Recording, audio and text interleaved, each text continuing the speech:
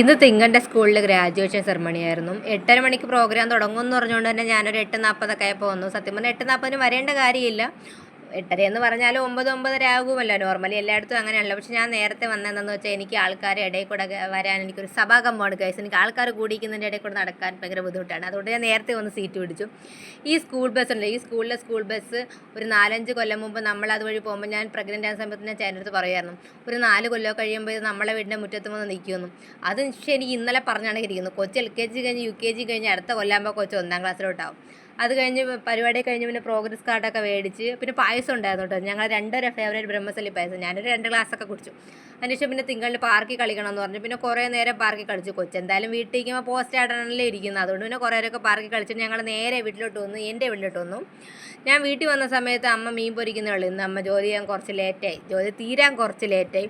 അപ്പം ഞാൻ അവിടെ നോക്കിയപ്പോൾ അവിടെ കുറച്ച് പ്രസാദം ഇരിക്കുന്നുണ്ട്. അമ്മ കരിക്കകത്ത് കിട്ടുന്ന പ്രസാദം ഉണ്ടായിരുന്നു, അതൊക്കെ കഴിച്ചു. അത് പിന്നെ ചോറും മീൻ പൊരിച്ചതും തൈരും ചമ്മന്തിയും പപ്പടവും ചീരത്തോരനും എല്ലാം കൂടെ കൂട്ടി ഒരു പിടി പിടിച്ചു. മീൻകറി ഉണ്ടായിരുന്നു കേട്ടോ, ചാളമീനായിട്ട് ഞാൻ പിന്നെ എടുത്തില്ല.